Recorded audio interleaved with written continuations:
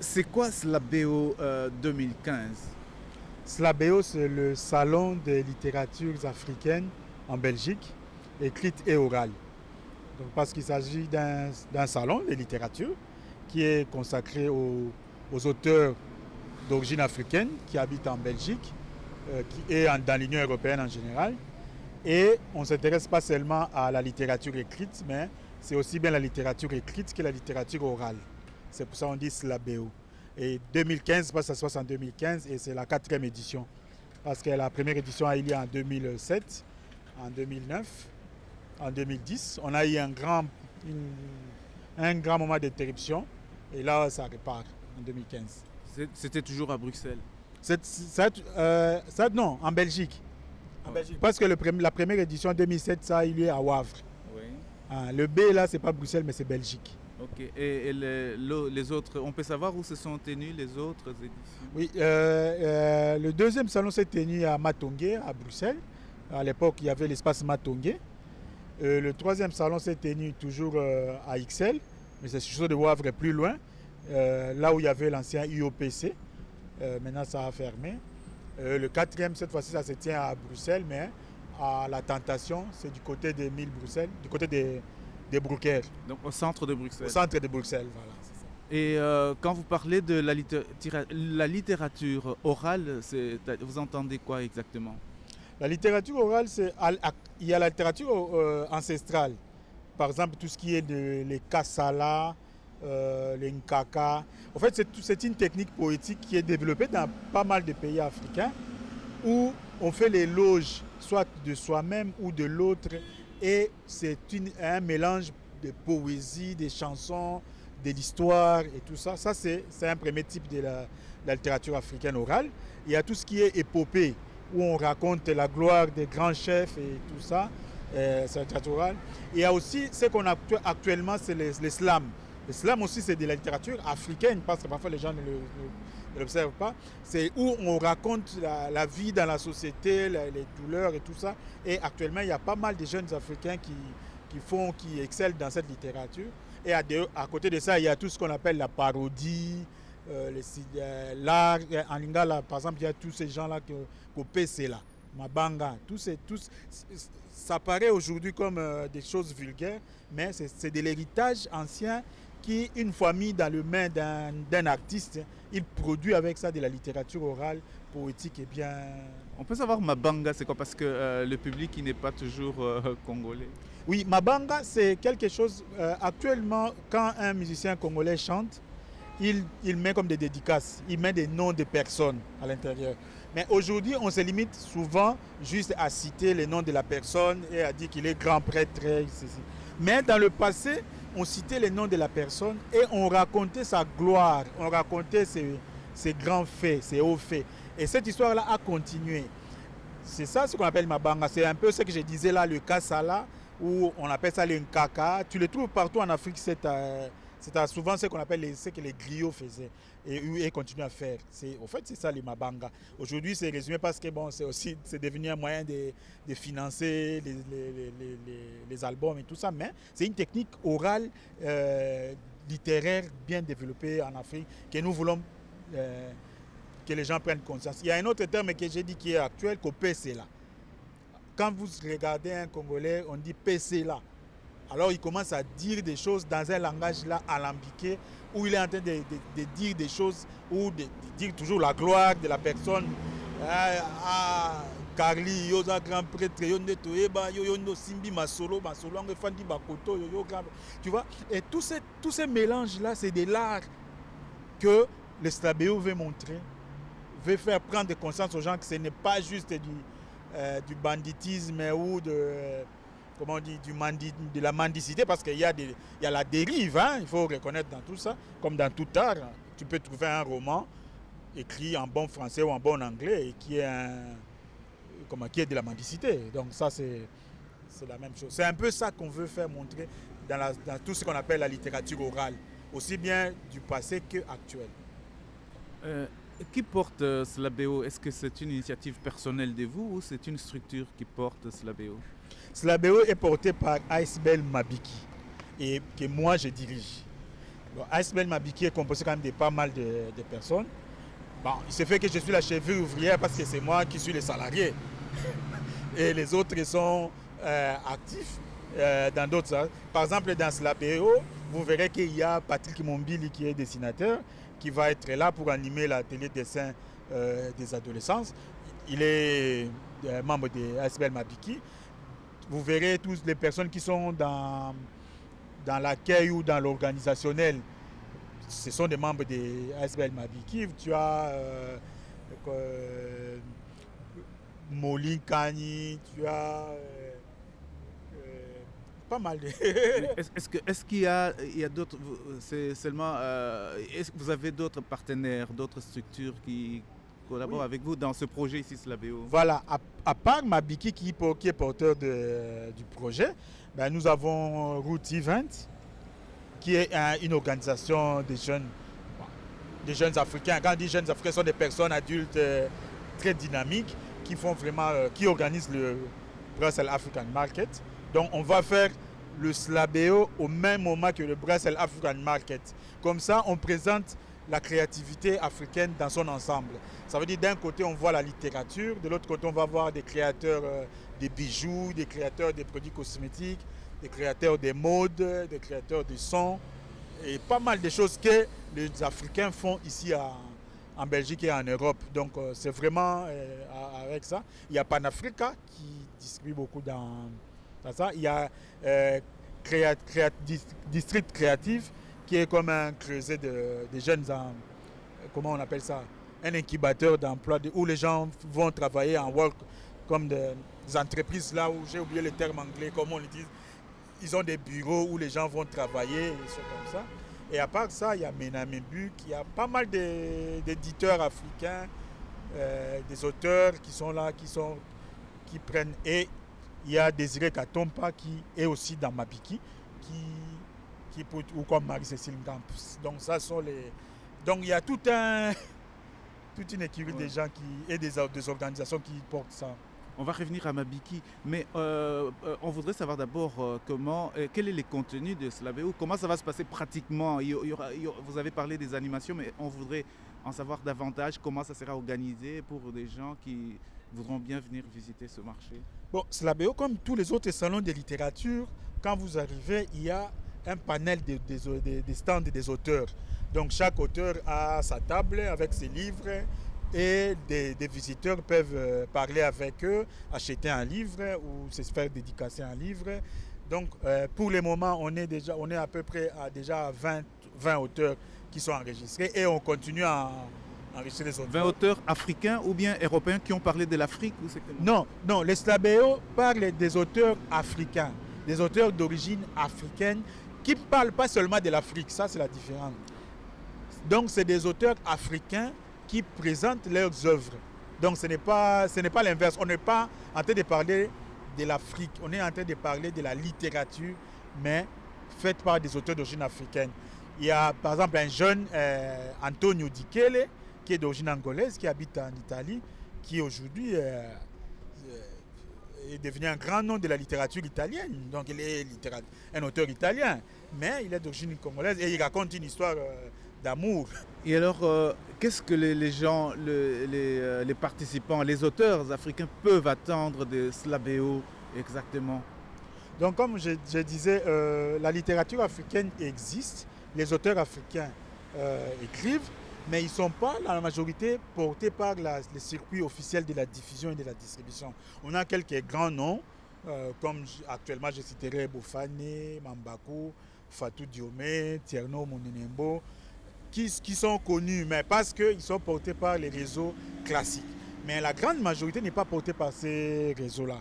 Donc on doit par nous-mêmes faire des réseaux pour faire connaître d'abord au public, parce que leur propre public ne savent même pas parfois qu'ils existent, et puis faire connaître aussi à la presse et au monde que la littérature africaine existe. Donc c'est l'une des choses que nous organisons ce salon, donc dans le but de montrer d'abord au public, mettre en contact le public, aussi bien le public africain que le public belge, avec les auteurs africains. Et en deuxième lieu, faire la diffusion de la littérature africaine, le faire connaître pour son épanouissement. Oui, mais tout ce travail-là se fait sur on va dire, le fonds propre ou le capital propre. Ça peut être le capital humain ou financier de Mabiki. Bon, comment? Chaque fois, on cherche l'argent. Et les peu qu'on trouve, on arrive à les mettre pour organiser. Cette fois-ci, on a eu un peu de la région wallonne. Mais bon, c'est 2000 euros. Donc, c'est 2000 euros. Donc, c'est juste, ça vous permet juste de louer la salle, de faire des affiches. Donc, après, s'il faut payer les hôtesses ou loger les auteurs, ou c'est comme ça, c'est la bonne volonté des gens qui y croient au projet qui arrive à ajouter. Donc, Mabiki arrive à combiner la recherche du financement. Il y a des éditions où on avait obtenu des bons financements, on a dû engager du personnel, et des éditions où le membre et les volontaires, les sympathisants, parce que cette histoire de Mabiki, c'est quand même particulier. Nous avons, il y a moi, il y a des membres de Mabiki, mais il y a des gens qui ne sont pas membres, mais qui participent au développement de l'action de Mabiki. Il y en a beaucoup. Au général Gérard Kanabassao, il n'est pas membre de Mabiki, mais il soutient Mabiki. Mais c'est quoi Mabiki? Quels sont ses objectifs? Parce qu'il y a des gens qui vont découvrir Mabiki. Est-ce qu'on peut leur dire c'est quoi Mabiki? Que fait Mabiki? Quels sont les objectifs de Mabiki? Parce que Mabiki, ce n'est pas seulement l'organisation des salons du livre. Mabiki, c'est deux grandes choses. D'abord, l'intégration des personnes d'origine africaine en Belgique. Ça veut dire quoi? Ça veut dire que Mabiki explique aux Africains qui arrivent comment faire pour trouver sa place dans ces pays, comment faire pour se débrouiller. Donc ça veut dire comment l'école ça fonctionne, comment le monde du travail fait et tout ça. Mais au-delà de ça, qu'est-ce qu'on fait pour cette intégration? On donne des cours de français, mais pas le français basique, parce qu'il y a pas mal d'organisations qui donnent des cours de français, des organisations belges qui est comme. Mabiki, nous on donne des cours de français élaborés. Ça veut dire que quelqu'un qui doit faire son rapport de stage, quelqu'un qui doit faire ses mémoires, ou quelqu'un qui doit écrire un livre, ou quelqu'un qui doit écrire une lettre argumentée, on l'accompagne et on lui montre comment on écrit. Parce que le français que nous connaissions en Afrique et le français utilisé en Belgique, ce n'est pas toujours la même chose. Alors nous pouvons nous accompagnons les Africains en disant que non, ça tu peux écrire comme ça tu peux faire ceci. Et puis il y a aussi ce que j'appellerais les coachings. Ça veut dire montrer à quelqu'un qu'avec les compétences qu'il a, tout ce qu'il a, il peut le mettre en valeur et créer son propre chemin. Donc ça, c'est ce que nous on attend par intégration. On publie aussi une revue où on réfléchit. Par exemple, l'année passée, on avait réfléchi sur la crise financière de 2008 qui a continué. Comment les Africains vivent ça et comment les Africains doivent les concevoir. Ça, c'est l'intégration. Ça veut dire qu'on ne s'arrête pas à dire on veut être en Belgique, que le Belge nous accepte. Mais non, nous sommes en Belgique en tant que citoyens. Ça veut dire qu'il nous appartient, nous aussi, de construire la Belgique. Donc ce n'est pas seulement regarder, en Belgique on mange comme ça. Non, c'est vraiment ça l'intégration. Et le deuxième axe de Mabiki, c'est la promotion des langues et littératures africaines. Donc, le Slabeo, c'est dans ce cadre-là de la promotion des littératures africaines. Nous avons une maison d'édition où nous publions des auteurs africains, spécialement les Congolais. Et promotion des langues, pourquoi? Parce qu'il y a un grand problème en Afrique, nous n'utilisons pas nos langues. Et ça pose problème même sur le mental des gens. Il connaît une langue et tu vois dans son CV, quand on dit langue parlée, il met français, anglais, il ne met pas Chiluba. Et pourtant, il connaît ça. Et pourtant, le fait de mettre, vous voyez un peu ça, c'est ce que Mabiki fait, de valoriser, d'amener les Africains à se considérer comme des humains. Aussi simple que ça. Et le troisième axe qui est final, c'est la coopération au développement. Ça, on a des actions au développement au Congo. Donc là, maintenant, on a une école. On a commencé, c'était une école primaire. Cette année, on a la première année secondaire et on évolue. Et cette école qui est à Kimbantseke, donc cette école a le but un peu de soutenir le système éducatif parce que nous pensons que le système éducatif congolais ne fonctionne pas bien. À Kimbantseke, c'est où? C'est à Kimbantseke, sur l'avenue Ngambali. C'est à Lubumbashi, c'est à Kisangani? Désolé, Kimbantseke, c'est à Kinshasa. c'est non loin de l'aéroport. C'est à 15 minutes de l'aéroport d'Ndjili. Quand vous descendez de l'aéroport d'Ndjili, c'est la première commune en face que vous voyez, c'est cette commune-là. Et si vous avancez pendant 20 à 30 minutes de marche, vous allez arriver à Kimbanzeke. Et c'est là où on a cette école. Et on développe des projets, non pas seulement autour de cette école, mais des projets d'alphabétisation et de soutenir aussi des auteurs congolais qui veulent publier. On les accompagne comme on accompagne ici, aussi bien dans la rédaction, que ce soit en français, en lingala, en chiluba ou dans les autres langues. Est-ce que Mabiki pense organiser des salons du livre, par exemple au Congo, au Sénégal, au Mali, en Angola? Est-ce que vous pensez à ça pour ceux qui ne peuvent pas, les auteurs qui sont aussi là-bas, qui sont dans la même situation que certains qui sont ici et qui ont besoin de ce genre de canal pour se faire connaître? Est-ce que Mabiki y pense? Oui, c'est l'idée. Bon, en 2007, Mabiki, nous avons participé à la foire du livre de Kinshasa. Ça existe, la foire du livre de Kinshasa. Peut-être qu'avec, je crois, Corneille Monoko, voilà. Mais je crois que c'est un problème de moyens qu'ils font face à un problème de moyens qu'ils n'arrivent pas à décoller. Mais on a participé en 2007 à la foire du livre de Kinshasa. En 2012, on a participé à la foire du livre de Lubumbashi, organisée par la faculté de lettres de l'Université de Kinshasa avec le professeur Witt Moulongo et les autres. Donc ça veut dire qu'en Afrique, il y a des gens qui font des choses. Ça veut dire que nous, Mabiki, quand il va en Afrique, c'est pour participer à ce que les Africains sur place font déjà. On ne va pas, nous, en Afrique, pour faire ce que les autres font. Ce que nous, on fait ici, aussi bien au Zimbabwe, au Sénégal et partout, il y a. Nous, ce qu'on cherche, parfois, c'est de participer pour montrer et parler un peu de l'activité de la diaspora. Mais par rapport à Slabeo, vous avez parlé des stands des exposants, mais il n'y aura pas d'autres animations. Vous avez évoqué un peu de la musique. Est-ce qu'on peut savoir? Est-ce qu'on peut savoir s'il y a des invités? Voilà. Oui. Donc je disais que les auteurs, il y a chaque auteur qui a sa table avec ses livres, il peut parler.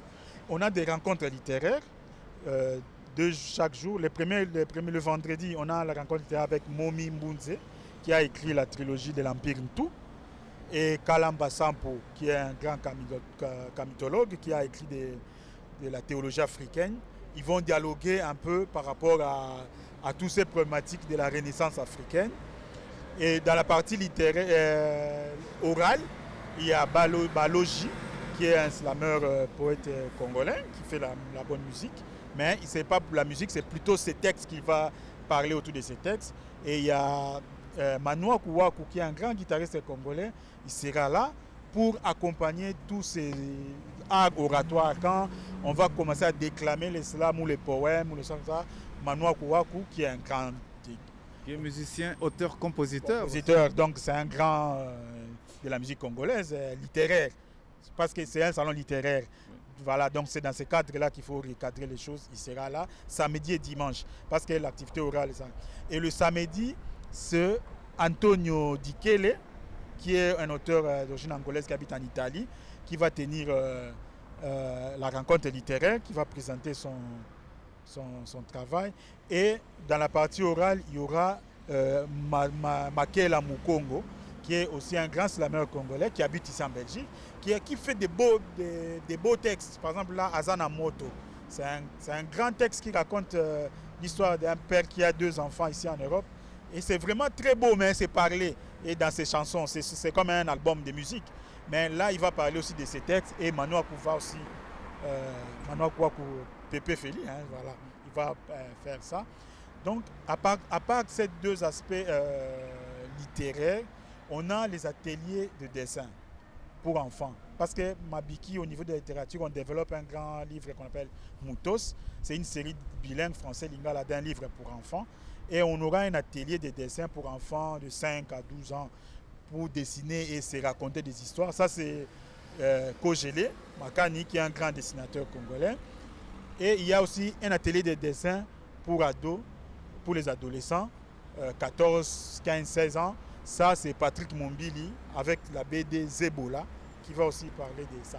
Donc, il y a un peu les aspects de dessin qui vont passer là-bas et tout ça. À part ça, il y a Il y a Dada Stella. Elle vient de déposer Dada Stella. Voilà, voilà. Il y a Dada Stella qui peut nous faire des impros. Là, on est en train de contacter un peu par-ci, par-là des paroliers africains qui produisent des choses. Donc, le programme est en continuelle évolution, mais c'est un peu le grand axe. Et est-ce qu'on peut, c'est la dernière question, savoir rappeler les dates et puis dire un dernier mot s'il y a des contacts pour les gens qui voudraient avoir d'autres informations directement à la source. Donc, fixer la date, les lieux et un numéro de téléphone ou un email ou un site. Oui, donc c'est le vendredi 16 octobre, ça c'est à partir de 18h jusqu'à 23h, et le samedi 17 octobre à partir de 12h jusqu'à 23h. Donc c'est ces 2 jours-là, le vendredi 16 octobre et le samedi 17 octobre. Et c'est à la Tentation, c'est au niveau de Brouckère, c'est rue de Laken, numéro 28, c'est à 1000 Bruxelles, c'est là où ça va se passer. Donc à part la littérature, comme j'ai dit, il y aura toute la création artistique, des modes, des bijoux, des produits cosmétiques et tout ça. Et notre site internet, c'est mabiki.net. C'est là où on met tout le temps tous les auteurs qui vont venir. Vous allez les voir là-bas. Et il y a notre page Facebook. Vous cherchez Mabiki Wavre. Wavre parce qu'on habite. Mabiki est une organisation qui est basée à Wavre. Donc Mabiki Wavre sur Facebook. Vous avez nos contacts. Et au niveau de téléphone, ça c'est le téléphone de Mabiki, c'est 0495 48 97 50. Donc 0495 48 97 50. Là, vous pouvez avoir toutes les informations. Donc, on s'adresse aussi bien aux auteurs parce que parfois on nous fait la remarque que vous faites et nous on n'a pas appris. Donc, si tu connais quelqu'un qui a écrit un livre qui habite en Belgique ou quelque part, vous l'intéressez, il nous contacte, on l'enregistre. On ne fait pas la sélection des qualités ou de quoi, parce que nous on pense que toutes ces œuvres-là doivent être présentées au public. Il suffit de nous contacter. Il y a aussi des organisations qui ont leur stand, comme Yabiso Magazine, de El Sanvumbi. Il y a pas mal d'organisations comme ça qui opposent aussi. Donc ben voilà. Et moi-même, bienvenue Séné. À part ça, je suis aussi auteur. J'écris en lingala, j'écris aussi bien de la littérature, des livres de chimie et des livres d'apprendre le lingala. Donc, si vous venez sur ma table, vous avez aussi tout sur le lingala que j'ai produit.